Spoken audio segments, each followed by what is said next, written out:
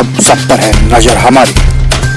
नमस्कार, स्वागत है आपका एटीएस न्यूज 11 में। देश भर की ताजा खबरों के साथ मैं रश्मि। हमारे यूट्यूब चैनल एटीएस न्यूज 11 को लाइक, शेयर और सब्सक्राइब करना ना भूले और बने रहे हमारे साथ। आज हमारे कार्यालय में आचार्य लालभूषण मिश्र जी आए हुए हैं। हम इनसे बात करेंगे 22 तारीख को वट सावित्री पूजन के बारे में। इस वैश्विक महामारी कोरोना लॉकडाउन को लेकर घर में ही लोग कैसे पूजन करें वट सावित्री का, इसके बारे में बताएंगे आचार्य। बड़ी अच्छी बात है। वैसा ही पूजन मैं बतला रहा हूँ जो पूजन विवाह में बर के पत्ते को घर पर लाकर किया जाता है और कुमारी कन्या का सुहाग बढ़ता है।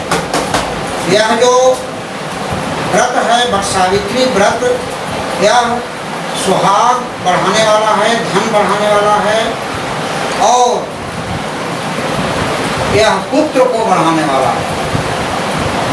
इस व्रत में एक दिन पहले अर्थात 21 मई गुरुवार को निमंत्रण देकर बर के वृक्ष के पास से टहनी सहित पत्ता ले आना है। दूसरे दिन अर्थात 22 तारीख शुक्रवार को घर पर ही टहनी सहित बटपत्र का पूजन करना है। आपके मन में यह बात आ सकती है, आ ही रही है, आ रही है तो आ सकती है कि इस तरह का पूजन क्या कभी पहले हुआ था? तो मैं बता रहा हूँ कि इस तरह का पूजन हर घर में, हर बच्ची की शादी में बट वृक्ष के पास जाकर और निमंत्रण देकर पत्ता को लाया जाता है और उस पर गणेश की पूजा होती है। इससे कुमारी कन्या का अहियात बढ़ता है, सौभाग्य वृद्धि होती है।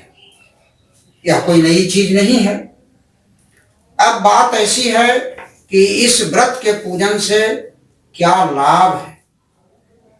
सबसे पहले तो इस व्रत को राजा अश्वपति की पुत्री सावित्री ने किया था और उसी को लाभ भी हुआ।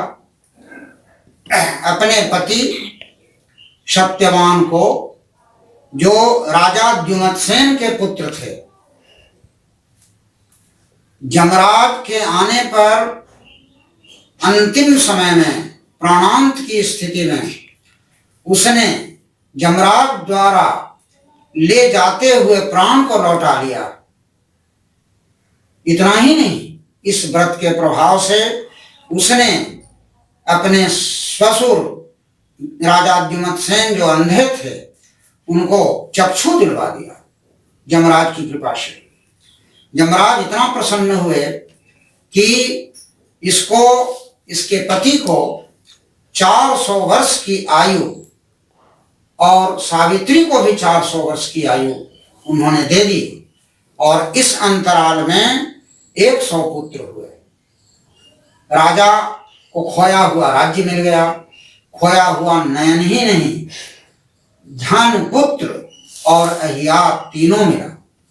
इतना प्रभावशाली यह व्रत है। ऐसा कभी ऐसा और भी पूजन में आया है कि जो डाले तोड़ कर लाया गया और पूजन किया गया, जैसे दुर्गा पूजा में?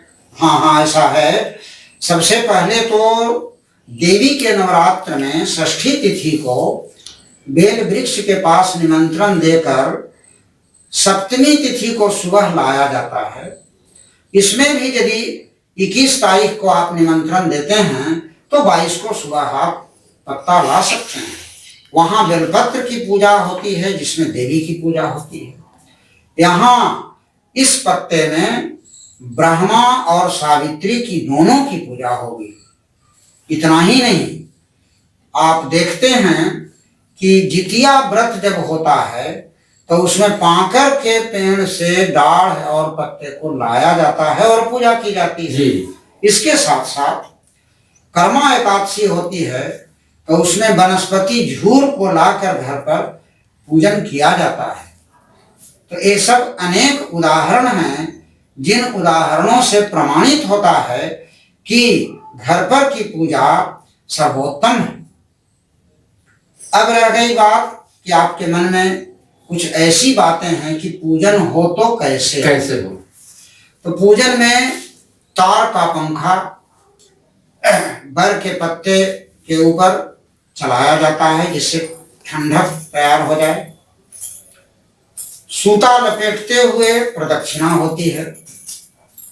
पूजन के जितने सामान हैं उसमें विशेष बातें हैं कि ऐनक, कंघी, सिंदूर, वस्त्र, चूड़ी यानी सुहाग का सामान सारा। हाँ, सुहाग का सारा सामान भी चढ़ाया जाता है और इससे अचल सुहाग होता है। अपना एक परिचय दे देंगे, आप बताएंगे आपको। मैं आचार्य लालभूषण मिश्र याज्ञिक हूँ।